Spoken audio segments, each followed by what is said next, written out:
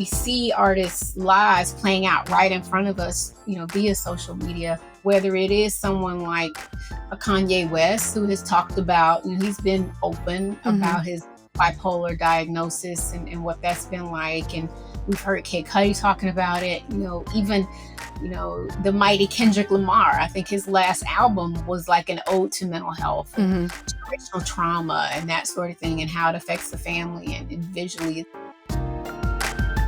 Welcome to Shaping Freedom with Lisane Basquiat, the podcast where we help you unlock your potential and redefine what it means to be free. I'm your host, Lisane Basquiat. I'm a former corporate executive, a life strategist, and the founder of Shaping Freedom. With a background spanning corporate, artistic, and personal development, I bring a unique perspective to empowering others. Listen in to discover inspiring stories and practical insights that will help you reclaim your life and rewrite your narrative. My intention is for you to gain the tools and motivation to be free in your relationships, your communities, and within yourself. This, my friends, is Shaping Freedom. Hi, friends. Today I'm speaking with Shanti Das, a former music executive who helped to launch the careers of music icons like TLC, Toni Braxton, Usher, Outkast. She's worked with legends like Prince and other people in the music industry that we're all very familiar with. What's so interesting about this part of her journey is that she's taken the base of music and has connected it to mental health. And today we're going to have a conversation talking about the importance of speaking openly about our mental health and doing so without shame, but with the idea that we really can talk it through, work it through, and do something about it. She's created a nonprofit called Silence the Shame, which is born out of her own personal experience and struggle with shame around mental health and asking for help.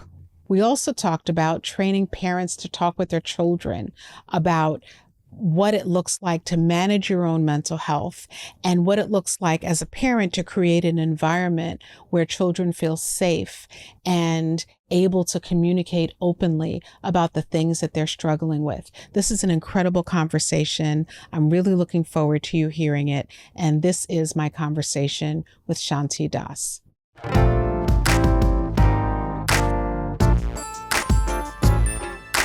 All right, so I am really excited about this, my next guest on the Shaping Freedom with Lisane Basquiat podcast. I am Lisane Basquiat, your host, and I have with me today a woman who really, this is the first time we're meeting, and was really excited to hear about the work that you're doing around two things that are so important to me and really near and dear to my heart.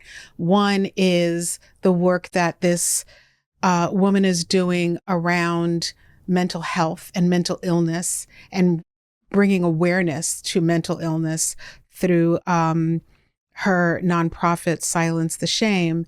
And then the work that she's also doing around bringing an awareness to issues of mental health within the hip hop community. And the person that I am speaking about is Shanti Das, who is joining me virtually from Atlanta. And I just want to say that I'm so excited that you're here, and thank you so much for agreeing to have a chat with me, Shanti. I'm very excited about this conversation. Thank you. It's truly an honor to be on your show, and just obviously an honor to be in conversation with you and all that your family means to our culture. So thank you for having me. Oh, thank you. Thank you. So what I'd love to do is, why don't we just get started with, let's talk about Silence the Shame and how this idea came to pass, just to kind of bring the audience up to kind of what you're working on today. And then we'll get into some juicy things about, mental health and all of that. Absolutely. So I am originally from Atlanta, Georgia. I think it's important to note that my father died by suicide when I was 7 months old. and it was tough for my family. My mom, having to raise three young children, she never really properly dealt with my father's suicide. And we're talking the early 70s. So although my dad was of Indian descent, my mom was African American. And so people in Black culture just didn't really talk a lot about mental health and much less suicide back then. And so I saw her struggle for years, and she leaned heavily on her faith, but never went to counseling or dealt with the trauma of that. And so fast forward, once I got older, my siblings and I never really talked about it a lot. And we even kind of told people that dad died by something else because we were embarrassed about it, when we were growing up. And so once I established my career in the entertainment industry, because I worked for a lot of high profile record companies from LaFace Records to Arista on down, I started dealing with my own level of stress and anxiety. And I think because I had a lot of unresolved trauma with my father, I just didn't know how to process stress well. And I developed, I started becoming, I think, anxious and depressed. And the first time I ever went to therapy was around 2003 or 2002, 2003. And I kind of had a meltdown at the airport. And I remember later that night when I was living in New York saying, maybe I should just kill myself. And that was the first time I had ever uttered those words, right? So it scared me. Mm-hmm. And so my sister was like, girl, you need to go to therapy. You got to finally deal with this, because she was 8.5 years my senior. And once she had gotten into college, finally went to therapy to deal with it. And so she always suggested that I did that. But again, we weren't talking about it. I didn't think I needed it. So I did it for about 3 months. And then fast forward, I continued back on working in the industry, became executive vice president. That was like my highest position at Universal Motown Records. And I ended up walking away from my career to deal with just physical health challenges and mental health challenges. And once I got back home, and years went by and I still wasn't properly dealing with it. I kind of was just like at home and trying to figure out what was next. And so my best friend took her own life in 2014. And then I came really close to taking my own life in 2015. That's why I started Silence the Shame, out of my own pain and struggles and not knowing what to do, not really knowing how to get help, not knowing how to talk about it. And so once I got the help that I needed, I kind of started Silence the Shame as like a little hashtag. And I started open sharing and talking about it to certain friends that would listen, opening up on social media and, meeting some other therapists and clinicians in the area. And we're talking pre-pandemic. So people still weren't really openly talking about mental health that much around 2015, 2016.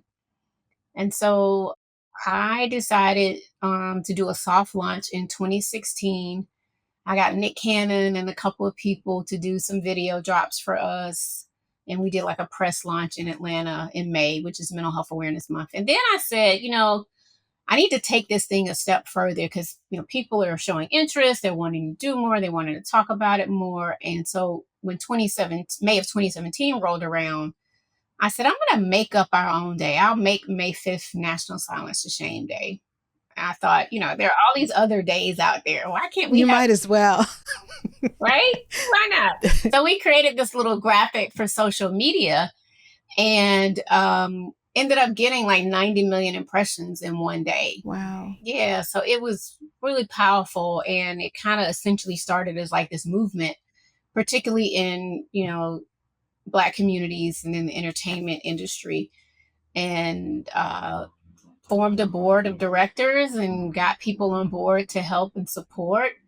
And we got our 501c3, and the first grant we ever received was a $50,000 grant from Jack and Jill of America Incorporated. And we did a 7-city teen mental health tour. So we did a lot of like panel discussions, community conversations that we call them. And, here we are in year 7, and I'm in year 8 and year 9 almost of kind of talking about it and doing this work, but just very honored and humbled to be in this space. Never thought in a million years that I'd become a mental health advocate, but there is a need, and still a tremendous need, I believe, even though we are post-pandemic. I don't think we've seen the ramifications yet of what's to come for mental health. Yeah. I think, one of the things that was really exciting for me and also that I was a little apprehensive about is the fact that we actually do have some parallels in that my mother was mentally ill. And as a child, being, a child of color, the daughter of, first generation, the daughter of a Haitian father and a Puerto Rican mother, I was raised by my father. And the fact that my parents were divorced, the fact that my mother was mentally ill was never talked about. So I walked this planet as a child, going to school and just kind of doing all the regular things that you do as a young person, with this very serious situation going on in the periphery. And I did feel a lot of shame about it. I felt, because it wasn't something that was talked about, and it wasn't something that, there were no models. I didn't know of anyone else who had a mom who was mentally ill at all. Uh, I'd love to talk a little bit about the shame part of this project that you're working on and this movement that you've created. Where did that come from, or just a little word for folks around the shame part of it? Yeah, absolutely. So I think it was the shame portion. I was just embarrassed Yeah. and I was ashamed, right, of the fact that my father had voluntarily, at the time I was, taking his own life, but now knowing that he wasn't in his right state of mind. But it was embarrassing Mm-hmm. because no one was really talking about it, and it's still so hush hush in a lot of communities. Like I said, my sister and I, it's interesting. My sister and I, who unfortunately she passed away 5 years ago, I'm sorry. but just before she passed away, thank you. Just before she passed away, we talked about, she was on my Silence to Shame podcast, interestingly enough, and it was an episode around grief. And we both realized that, like, between she and her friends, right, and classmates, if someone had asked how dad passed away, she would say, "Oh, he died of cancer," or I would say, "Oh, he had a heart attack." And I was like, "Wow, I didn't know you were doing that. I was doing the same thing too." Mm-hmm. Anything, right, to say something other than him passing away or dying by suicide. And I think, people in our society, and we're just in interesting times in the world right now anyway. We're in a cancel culture. There is this idea of perfectionism when you look at social media and you turn on, whether it's Instagram or whatever is your app of choice for social media, but everybody's projecting this perfect life, even though we know that's not reality. And so, no one wants to be talking about things that are either going to make you look bad or make you look less than, right, to your family or your peers. And so, you know, we I still feel like it's so much shame and stigma that persists in culture that, especially even pre-social media, we weren't talking about it. But even now, nobody kind of wants to, like, look bad, right? Or be talking about things as hard. Because the thing about, I think, mental health and mental illness, sometimes there's so many intangibles there, right? It's not like you can just go take a blood test and figure out, what's going on with your brain. And because when you have certain physical illnesses, you can take certain tests or biopsy this or take an ultrasound of that. And sure, you can take ultrasounds and MRIs and do brain scans, but it's not always easy to pinpoint, right? Mental illness or mental health challenges. And so it is still a lot of shame that persists. And, I had gotten to a point when I was starting to open up and share, because for me, having worked in the entertainment industry, and I know you can appreciate this, it's such a grand and braggadocious kind of world and industry. And, everybody's always highlighting all this cool stuff. But, it was really hard for me to want to open up to my peers and tell them that I had contemplated taking my own life. Again, we're talking 2015. Nobody was talking about it as much. You had Kid Cudi, I think, and a few other people who were loosely talking about it, but I don't think not in general, especially not really amongst any of my peers.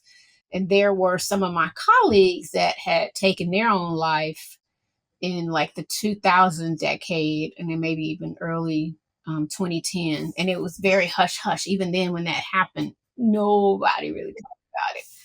And I was kind of terrified. And I got to a point one day where I was like doing a radio interview here in Atlanta, and we were talking about wellness and mental health. And I was like, what's the big deal? I was like, we just need to silence the shame. And that just kind of rolled off of my tongue. And little did I know it was, God just placing this, opportunity and movement and important work in my lap so that I could shift my focus to really help the community heal, I think, from some of the generational trauma that exists in our community around mental health, and just not being, embarrassed and ashamed to open up and share. Absolutely. And I think whether we talk about it outwardly or not, we're here. I've never heard of a time where there are more parents of young people who are concerned about their children's mental health and anxiety. I get it all the time. I mean, and I don't care what income bracket you're in, it's across the board. Absolutely. And I've never heard so much. And so I think that we are here at a time where there's an opportunity for us to take move the curtain away from this very real situation and these very real issues that are prevalent within our society, like you said, amongst everybody. And I love the fact that you have taken your love of music and your concern for mental health and brought those two things together so that we can have conversations, open conversations about what it is that's going on. Because whether we talk about it or not, it is real, And I think that especially like within the music industry, there is this persona that so many people take on, or people in all creative walks of life, where there's this persona of perfection. There's this persona that you have it all together. And yet there's no way that we could be in this world, in the chapter within our history that we're all in, and not be feeling some of the effects of the things that are happening in our world today. And we have to talk about it. And so I commend you for having the courage to take something that's so personal and so deep for you, and to share that with the world as a pathway to really talking about it, opening up the conversations, and helping people to know that there is a place to bring this energy. I'm wondering about this idea of mental health. Like, how do you define mental health? Because I think when I was younger, it was like either you were crazy or you weren't. That was the language back then, right? And mental health is so much more than a diagnosis. I'm wondering like what your definition of mental health is. Well, from just all the work that I've done at Silence the Shame and listening to clinicians and, even some of my own team members, again, I'm sharing from a lived experience perspective, right? I am not a therapist or a doctor, but I really truly feel like, and even when you look it up, you see mental health. First of all, we all have mental health. We may not Right. have a mental illness, I tell people. So I've had people tell me like, oh yeah, that thing, mental health. I'm like, well, we all have that thing. It's Exactly. something that you have that I don't have, or vice versa. And so mental health is how you think, how you act, and how you feel. Mm-hmm. It is, what gives us the wherewithal to be able to get up every day and wake up and be able to think clearly and properly, be able to, be a parent to our children, to be able to be a spouse to or partner to our loved ones, and to go to work and earn a living. So it affects our overall, daily routine and activities, right? Just like you have physical health, you have mental health. And I tell people there are lots of different mental health disorders or challenges, right? Or mental illnesses. And that's why it's important for us to educate ourselves so that we can, first of all, again, understand and just get that perspective out the gate. You got to have mental health just like you have physical health. It's almost one and the same. And I'm finding more doctors and people are looking at it just over the umbrella of health, or under the umbrella rather of just health in general. Because I think we do ourselves a disservice the more that we kind of separate it out. It's just our health in general. whether it is your mental or your physical, it's still your health, and both can affect one another.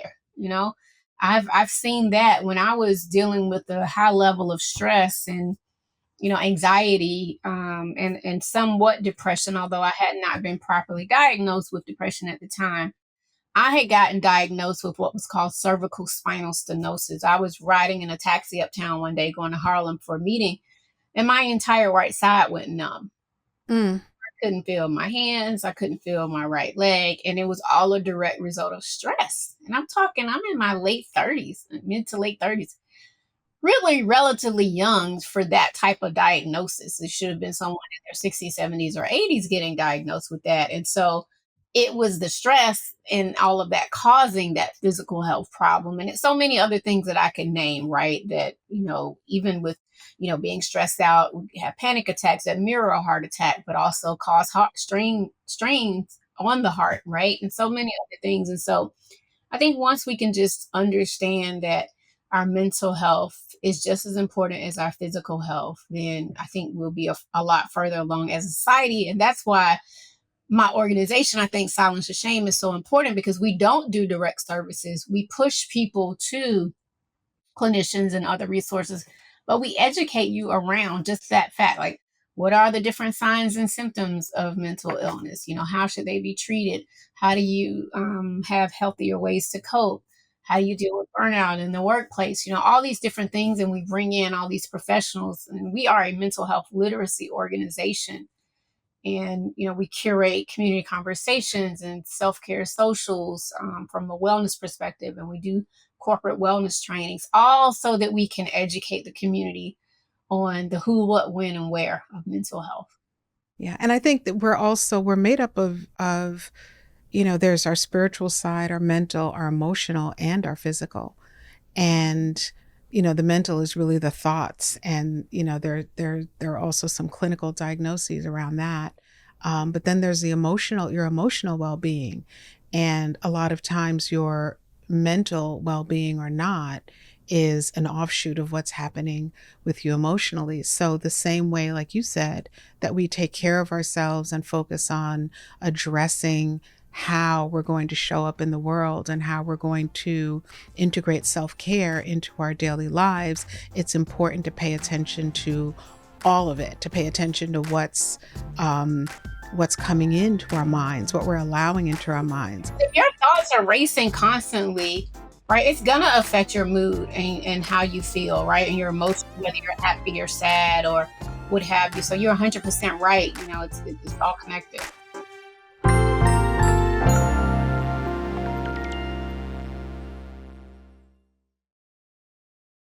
Do you know that we have a line of Shaping Freedom wellness products?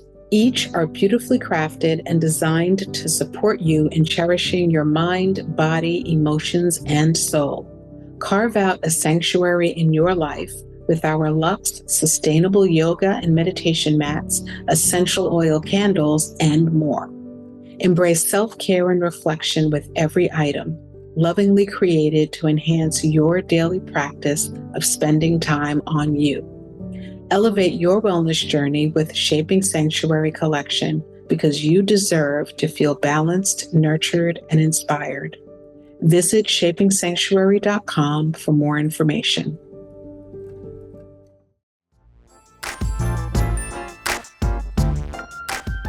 Let's talk about the music industry and the connection between this conversation and what's happening within the music industry amongst people who are, again, as we talked about earlier, front and center, and yet they're kind of playing out their mental health journey publicly in front of folks. So I'd love to talk about that. I know that you started the MIBO, I don't know if I'm pronouncing it correctly. MIBO. So it's M-I for mind, B-O for body.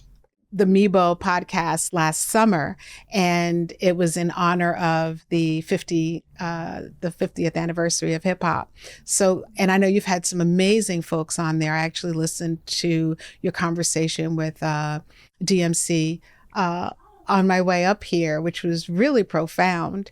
One of the things that he said was he talked about how people see those folks within the hip hop industry and have used those folks as role models for how to live their lives, the kind of cars to buy, the way to dress, the way to talk, and all of that. And this movement to offer mental health and emotional well-being as something to model as well. I'd love to hear, after all these conversations that you're having, like, talk to us a little bit about that project. Absolutely. I started the Mebo show last year in 2023 because hip hop was turning 50. And I just thought that it would be a good time to bring attention to the conversation around, mental and physical health within the hip hop community. And prior to that, I was really, opening up with a lot of my former music colleagues and friends and artists through our Silence to Shame podcast. We've talked to Big Crit. We've done work with CeeLo Green. We've had conversations with DJ Drama, Killer Mike, and so many others around mental health. And I just thought that, it would be nice for me to kind of have my own personal thing and show. And so I started the show last year, and one of my very first episodes on mental health was with DMC, like you mentioned. And he has also supported Silence to Shame in the past, and he's been very vocal about his addiction when he was drinking a lot and touring, and then his suicidal ideation. And he even wrote a book about it.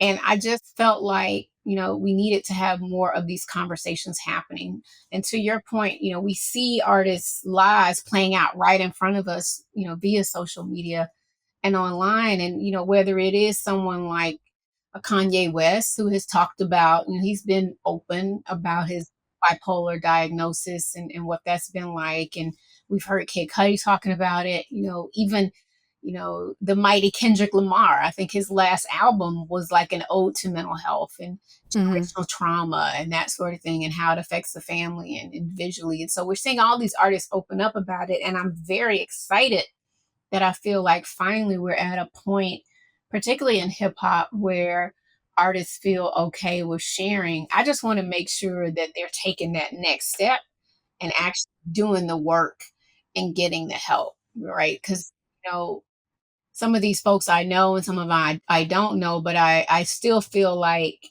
people may not be getting the best care and support that they need. That's why I think it's important to continue having these conversations. Last year, I also had David Banner on the Meet Show podcast, and he talked openly about, depression and what it was like, being, in hip hop and being a Black man, and understanding that it's okay to show those, vulnerable times and moments in your life and in your thoughts, and how you can get the support and bounce back from it. And on this season of the Mebo show that just launched back in May, we had D Nice on, legendary DJ D Nice, and he talked about how, starting Club Quarantine actually saved him because he was depressed and he needed an outlet, and he just didn't, I guess, realize how important that was, of just having someone to talk you through, things when you're dealing with it, whether that was therapy or having close people around. And so it's just been awesome to see all these Black men opening up and being vulnerable, because for so long, I think, we've been taught, or we've told our Black men that, yes, you have to be strong and you shouldn't show your weak side or vulnerable side. But, so many of them are opening up now. And I just think it's a beautiful thing in our culture. But again, I just want to make sure that, because the music industry and particularly hip hop, is a very social industry, right? A lot of events, a lot of clubs and after parties and that sort of thing. And so, we have to make sure that we're putting enough time and attention on that balance, right? That we're supposed to have in life and in the culture, and leading people to the resources. Like we've partnered a lot in the past with Music Cares, which is the, foundation arm of the Recording Academy and the Grammys. And we've done a lot of, conversations and events with them to just, again, to keep this conversation going. I do think since the pandemic has happened, it's slowing up a little bit in terms of the priority and conversations around mental health, but doesn't mean that it's going away. You think it's slowing up? I think it's slowing up a little bit. We're hearing people talk about it, but the labels aren't really doing as much as they were doing around the pandemic. But we're still getting into rooms and encouraging people to have these conversations. I still think it's just a long way to go. Yeah, I think so. And I think because so much of the the encouragement to men, and Black men in particular, has been to be strong, to, not show your cards, to not cry, these things, these behaviors that really lead to helping them to shove things down and repress them and live in the duality of, everything's great when in fact they're imploding on the inside. And I think that the more that we at the ground level start to raise this as a topic and start having these conversations, not from the perspective of, shame, and pointing the finger, but really offering a way to choose an alternate path, or to choose ways to release some of that energy that they have, some of that anger, that anxiety, and all of that. I think the more that we do that, the better things are going to be, because those issues, while we're talking about them for the hip hop community, for parents, those issues wind up bringing themselves into the family, because that's really that's the playground for all of this. So I think the more that we can do to talk about it and pull the curtain back and really talk openly about how tough it is to live in the world at this time. I mean, there are wars going on. There's men and women are at odds with each other. We're in an election year again. We don't know what that's going to mean. We're in an election year. There's so many things that are going on, and we've become so pretend numb to all that. And I say pretend numb because it's you can scroll and see children being killed, and, folks in the hip hop community doing horrible stuff, and wonderful things happening. You can go through 50 different emotions in the period of 90 seconds, and we're numb to it. We really are. And to your point, becoming desensitized, to all of that. And it can be troubling if we don't stay on top of it. And yeah, I just want people to know, Lisane, that it's okay to step away sometimes, right? I'm not suggesting to people you walk away from, I was at the height of my career making a ton of money. I did what worked for me, and I had to step away and stop for a while. And even when you look at an artist like a Andre 3000, who, I don't know, maybe he'll rap again one day, but, he decided to focus more on either doing films, or now he's, doing, he did an album with his flute, and now he's say do flute away. I love it. And he's spoken in the past about his social anxiety, and, whether, Little John, he's a name it or call it, but he just put out a meditation album. He right? Sure did. And he joined the Nation of Islam, I believe, if I'm saying that correctly. But I feel like everybody's kind of looking inward and focusing on mind, body, and spirit. Right? I hope so. And I love the fact that we're seeing more men in our culture and hip hop do that.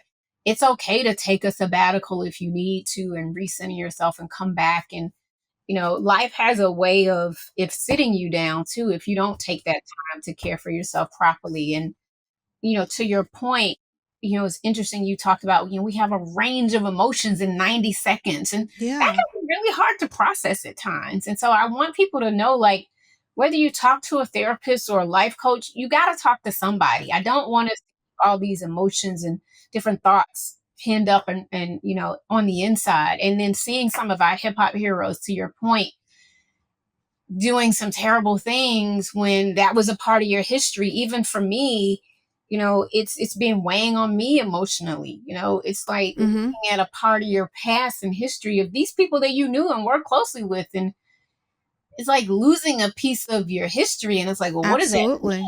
And how do I process that? And it's just a lot, Right. And I mean, for me, I'm from the hip hop generation, as I know you are as well. And we grew up with these folks folks in music who were taking some of the emotions. I mean, hip hop is a very emotional genre. It's all about what's going on, what you're feeling, and what your perspectives are, and what your narrative is. The lyrics are supposed to evoke, right, all of those emotions. That's why they hit so hard. Exactly.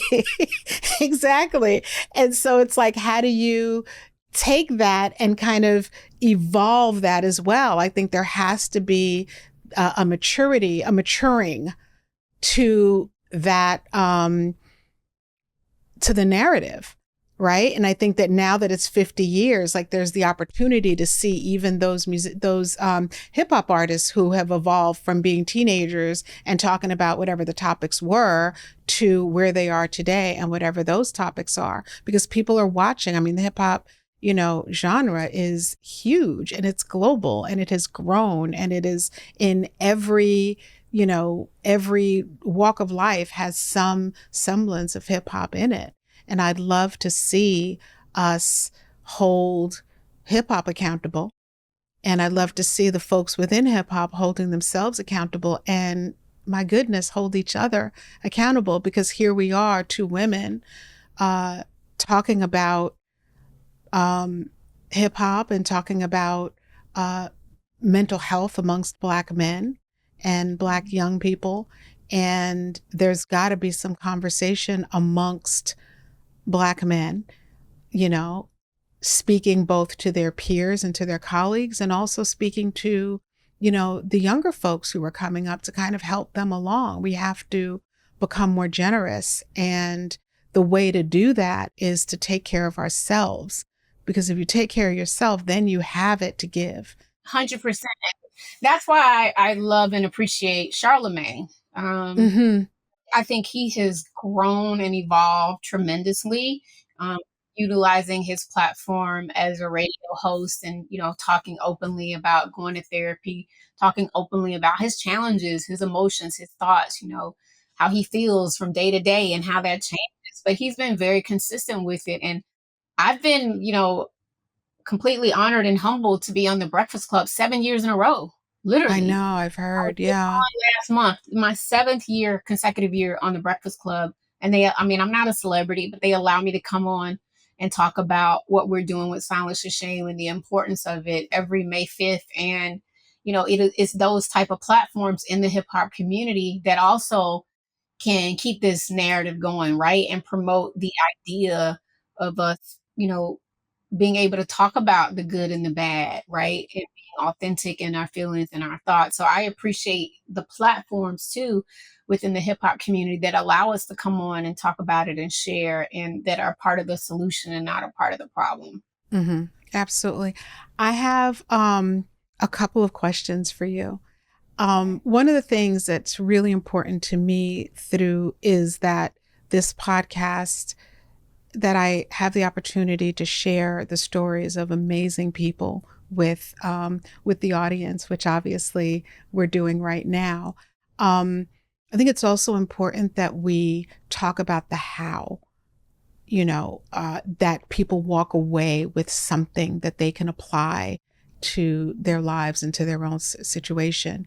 So, first of all, what I'd love to know is, what is your vision from a mental health perspective for Black men, for the hip hop community, and through Silence the Shame for mental health overall? Like, what is your vision? So I think my vision, Lisane, for Black men and mental health is just continuing to be bold, and to be open, and more importantly, modeling that behavior for your siblings, for your little cousins, for the people in the community, for people, whether it's in hip hop. We have to model the behavior. And I know that, no one's perfect, right? We're not going to get it right. Every day is different for all of us. But our Black men have been under attack for so many years. You can go back dating to the days of slavery when, Black men and slaves would try to get free from the master. Some of them were deemed mentally ill. Mm-hmm. This falsehood made up by the master, and they came up with this term called drapetomania, meaning that the slave had a mental illness because they essentially just wanted to be free, right? So we had all of that stacked against us from a mental health perspective 400 years ago in dating. I just want people to, particularly, again, Black men, to be conscious of their emotions, when they see each other and greet each other and be like, yo, bro, what up? Whatever. They dap each other down. Be like, bro, how you really feeling? What's going on? How you feeling instead of how you doing, bro? Like, what can I do to, to talk to you and to help and support? And, there's so many men like Dr. King J. Barnett, who is a former NFL player, and he's doing so much in the community for Black men. Or my good friend, Lamont Rucker, who is an actor, but also does a lot in the culture in the community. And they were on this nationwide tour called Just Heal Bro. Um, so many wonderful organizations out there. So Black men also tapping into the resources that are available to you. If you go to some of these, you know, um, events and seminars, bring 2 or 3 other brothers with you, right? That may not have experienced it or be privy to it. It's like we got to build a community back up amongst the brothers as well as the sisters. So I just want people to bring their authentic selves to the party each day. And if you're not having a good day, then say it. We got to be okay with people saying that I'm not okay. And then on the flip side is that being educated and being able to provide healthier ways to cope for people, or pushing them towards the resources. And then I think for Silence the Shame is I want us just to continue to be able to grow as an organization. We are Atlanta based. We do national work, but it's all based on the funding that we have. So we want to be able to grow our funds and hopefully have a New York and the LA office one day. And we just last month, we launched our very own free app. I was going to mention that. Yeah. Yeah. So that, and continuing to grow resources. And I just want us to be one of the premier nonprofit organizations that really pushes the narrative forward around Black mental health and positive mental health in our community. Of course, the Black community and communities of color is our primary demo, and the general market at large being our secondary demo. But I just want people to be well. And because as they say, life be life, and so much still that's stacked against us in the community. Still have gentrification happening in the larger cities, and Black people being pushed further and further out, and opportunities aren't the same in the job market, and we're being attacked from a diversity, equity, and inclusion standpoint.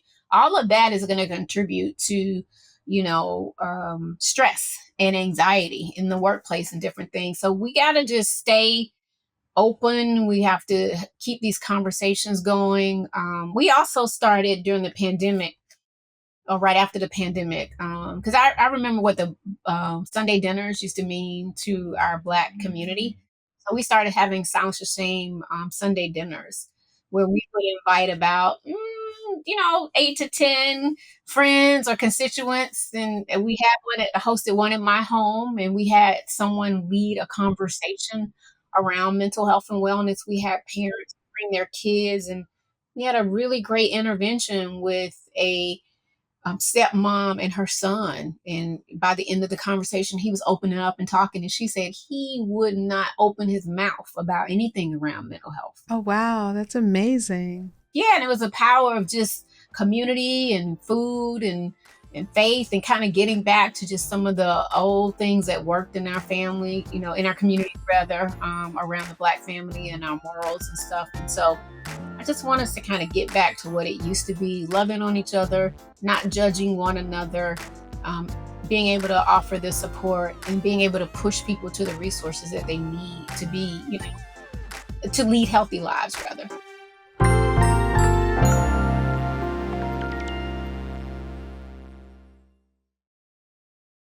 HeraHub Carlsbad is a co-working space and member community designed to empower entrepreneurs. More than just a workspace, HeraHub Carlsbad is a business accelerator and a connected network of successful entrepreneurs.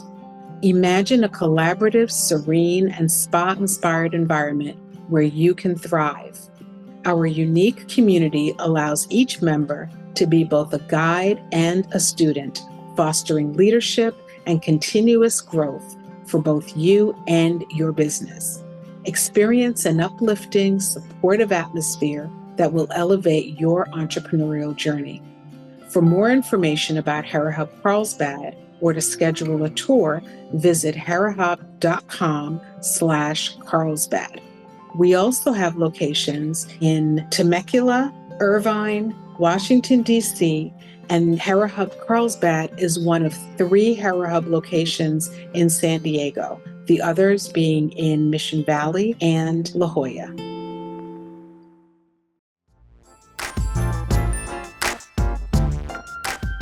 And what are some of your practices? What do you do for self-care?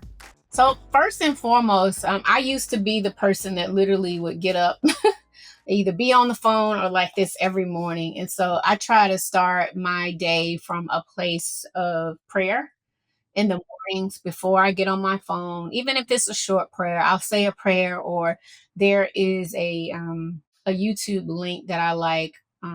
It's called Grace for Purpose. So sometimes I'll watch and listen to certain spiritual lessons in the morning, And why do you do that? Why do you start your day with prayer?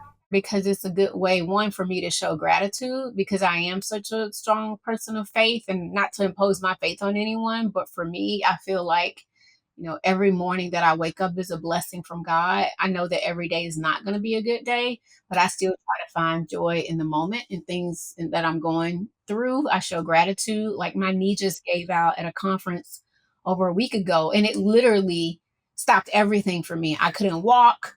I had to get back home. I had to lean on friends, and everybody know I'm so independent, and it's hard for me to ask for help, but I had to ask for help.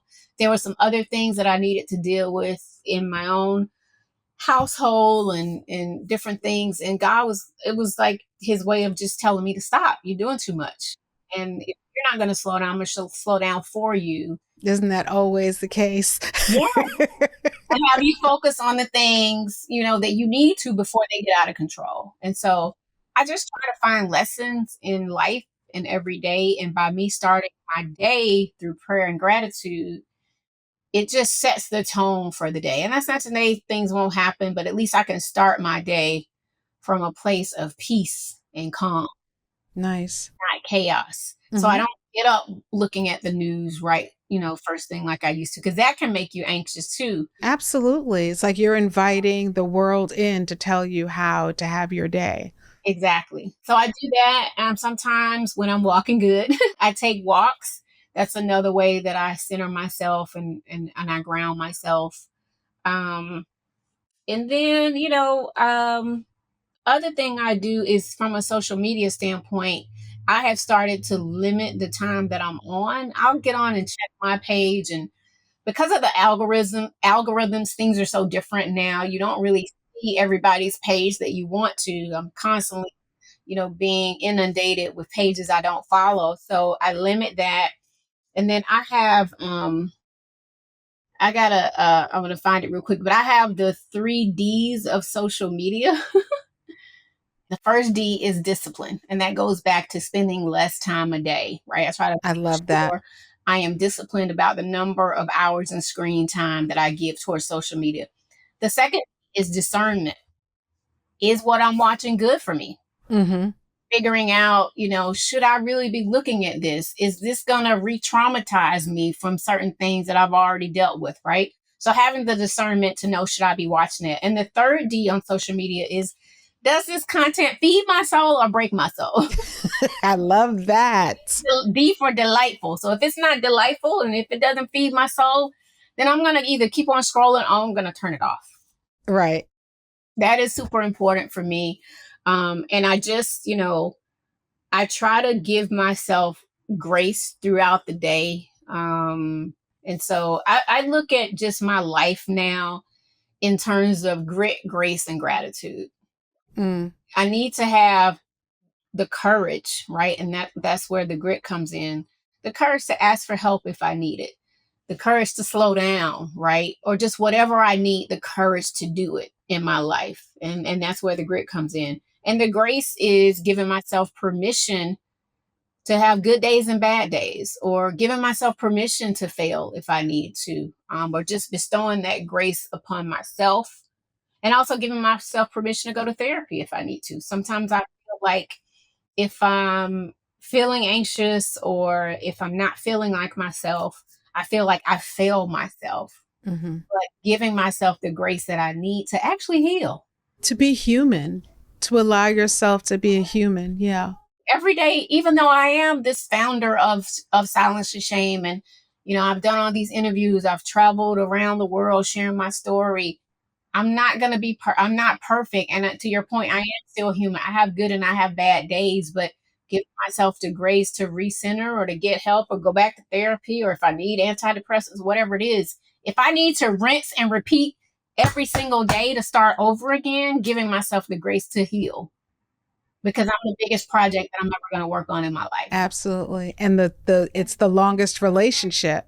I mentioned, so grit, grace, and gratitude. Having the gratitude of saying, thank you, God, for whatever this journey is or whatever this day brings. I'm still going to thank you through it because I know that you ultimately have my back and you're going to push me towards the resources or just sit me down and bring some clarity to all that I'm dealing with. So that's kind of how I try to live my life now. I love that. I love that. And I was just going to say that and I say this a lot, like the longest relationship that you or any one of us has is the one that you're in with yourself.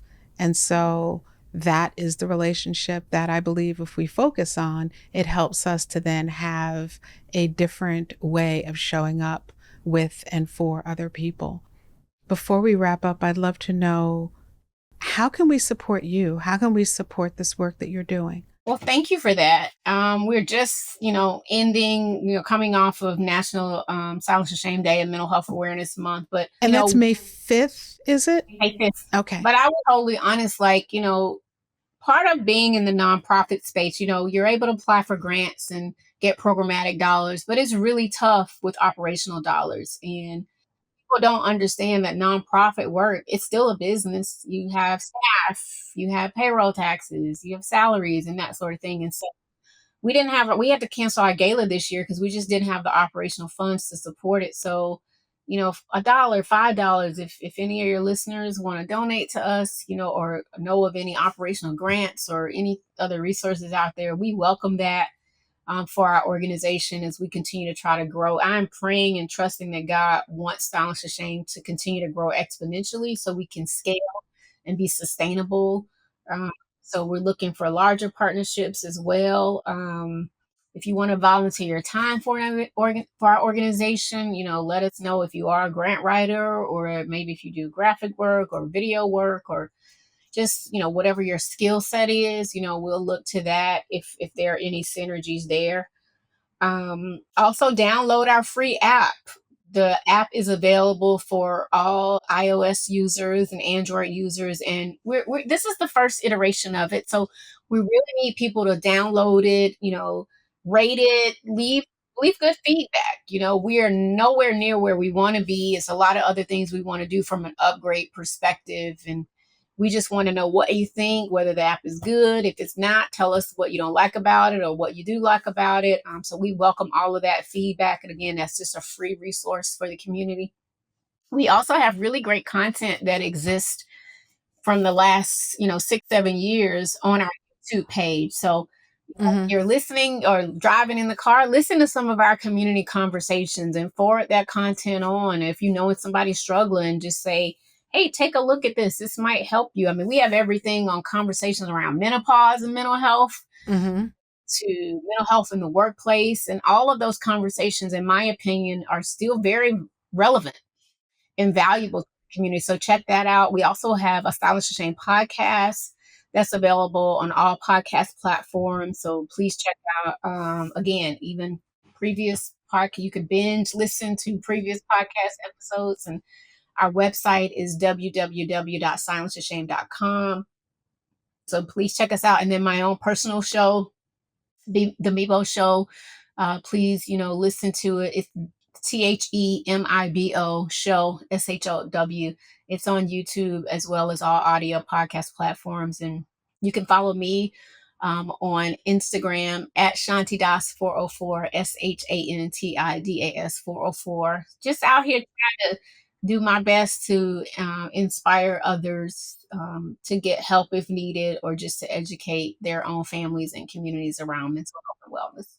So I hope, to the audience, donate, help this organization if you agree that this is a movement and a conversation that absolutely needs to continue and needs to expand. find a way to support this organization. I think we have to lift up and support those of us who have the courage to step forward to identify a problem that exists and who are willing to find solutions. And those things don't happen for free. It takes, it takes money, it takes support, it takes collaborations, it takes, volunteers and people to really come around and surround your organization and hold you up and support you in doing this very important work on behalf of humans everywhere. Thank you. May I ask you a personal question? You can ask me a personal question, Shanti. So I know that your family has been doing a lot with a lot of your brother's work and exhibits and so forth. And when I was in Paris last year, I got to go to the Louis Vuitton Museum.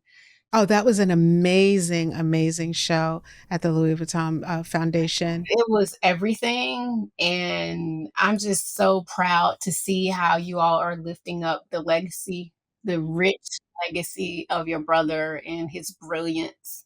And I just want to thank you. I mean, I'm buying everything. I bought the swatches. I bought sweatshirts. I've gone Thank to you so much. And I really didn't know as much about his work growing up. But of course, he's like a pop icon now in terms of just the legacy and the history. And I'm so glad to see that. But it's just, he was brilliant. And I just want to thank you for his life. And thank you. Did you see the exhibition in New York or LA? I did not, unfortunately. Oh, girl, you missed it. It was so good. It's done. It's done. I know. I've been told. You missed it. You missed a good one, I'm telling you. Yeah, but that was a way for us to really share more of him with people who had been asking. But you said you had a question. What's the question? How old were you when your brother passed away? Oh, I was 24 when my brother passed away. Okay. I was 24 years old. And it was devastating, obviously, to my family, devastating to my parents. And it really impacted the trajectory of my family's mental and emotional path afterwards, because it was shocking. And I think that as you're exiting your adolescence, you start the process of processing your childhood and processing those events. And then it was all exacerbated by the fact that our brother, we lost my brother. And so it was very, very difficult. And so that is the reason why I started this conversation talking about how excited I was to meet you and to thank you for the work that you're doing, and to acknowledge how mental well-being and emotional well-being and mental health and need to be a priority for us. People don't talk enough about mental health and grief. No. How that goes hand in hand. Because I lost my sister 5 years ago, as I mentioned. You mentioned that, and I'm very sorry. And I know that there's a conversation to be had about losing a sibling. And it wasn't until, and I know we're going over by a couple of minutes, and I'm sorry, but I just want to get this out. It wasn't until my sister Janine and I were writing the catalog that accompanied the King Pleasure, Jean-Michel Basquiat King Pleasure exhibition. It wasn't until we were writing that we really had the opportunity to talk about how profound a loss and how deep the grief is when you lose a sibling, because you lose a sibling and your parents have also lost a child. And so for us, or for me, I'll speak for myself, it really was this compartmentalization that needed to happen between my grief at having lost my brother and what my parents were going through. And that grief overshot and trumped everything that we were feeling, because it was like, how dare I, when when they lost their child. When actuality, though, it should coexist. Absolutely. And that's what I'm saying. And I think that for me, I asked you the question about what your vision was for mental health. For me, my vision for mental health is where we actually get down into those those harder parts and have those conversations and allow our children and men and young people and women to have, and parents to have a moment to process the things that happen. These are things that are part of life: death, sickness, illness, all these things. But we really do need to integrate a pause in order to process these things that are happening. And a lot of these situations that are happening today in culture are happening because people aren't given the grace to be able to process their lives, to process the things that are happening. We expect everything immediately. We expect something to happen and we want all the news on it, all the insights on it immediately. And in doing that, we're simply snowballing. We're snowballing grief, we're snowballing trauma, we're snowballing fear and anxiety. And then it gets to this point where it has to go somewhere. And we're sat down. To go here or to our bodies, right? It could be in the form of cancer or severe mental illnesses, mental health, a breakdown, a psychosis breakdown, all of that, to your point. Exactly. And on the way, it winds up spilling onto our families. And so one of the things that I've been talking about a lot lately is sometimes that childhood trauma that we talk about, or these generational patterns that we talk about, are parents and caretakers who did not know how to process and how to manage their stress, who didn't know how to release their stress, or who didn't know what self-care was because they were so busy trying to figure out how to take care of their lives, how to keep their lights on and pay their mortgage or pay their rent or take care of their children. So I think that this world that you're helping to create, where we raise mental health and mental well-being and emotional health and emotional well-being as much a part of our lives as getting up and taking a shower and brushing our teeth and combing our hair, that has to be in there somewhere, or else this is just going to continue on forever. I think that so many problems in our lives and so many of the challenges would be served by something as simple as, if you need a nap, take one. If you're hydrated, drink some frickin' water. If you feel something about something, say something to that person, even if it's messy. But when we store things up, we become a rager and we become a very negative contributor to our families, to ourselves, to the people that we interact with. And we have to do something about it. And so this work that you're doing through Silence the Shame is so important. And on your behalf, I'll ask that those who can support your organization and support this thing that you're doing, however they can. Not everyone can pull out their checkbook, but whatever it is that you can do, find this woman, support her, support this organization, have these conversations, and let's figure out a way to evolve out of this as a culture, because it is holding us back. It is. And the last thing I'll say in 60 seconds or less is, to your point, I love everything you just said. It is eating away at our families. See, when we have these programs where we pour into the teens, we do a lot of teen clinics.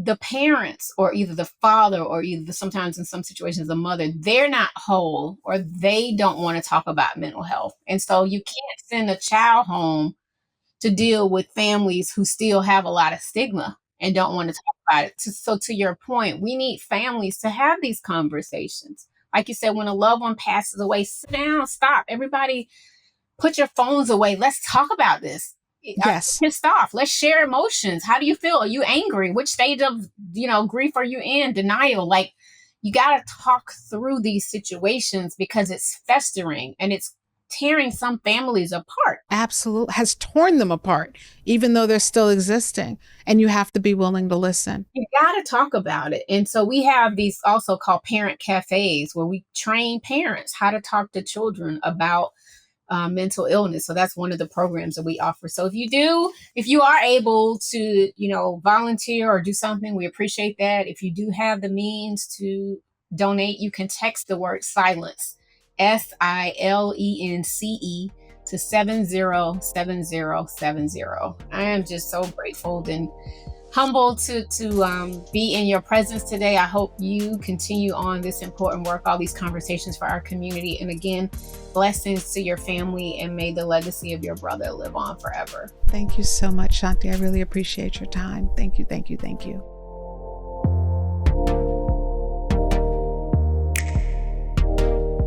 I have to say, I'm still buzzing from my conversation with Shanti. It is really amazing to have someone be so generous with having had this incredible experience within the music industry, and then to take that and be vulnerable enough to talk about her own struggles and to use the struggles that she had as a way of helping other people who might also be struggling with mental health. It's a big topic, y'all, and we have to keep talking about it. And I'm so happy that she's created this platform, that she is at the forefront of this movement to really normalize talking about mental health, doing something about mental health, and ensuring that we as a culture focus on our emotional and mental well-being. It's something that we can take and bring right into our families as a way of helping our families to rid ourselves of the shame around mental health and learning how to do something about it. I really enjoyed this conversation. I hope that you did too. I encourage you to support the work that she's doing through Silence the Shame. Find some way to support this movement. It's very, very important for all of us. And I encourage you, as always, to like, share, comment, and talk about these conversations that we're having on the Shaping Freedom with Lisane Basquiat podcast. Thank you always for listening. I appreciate you.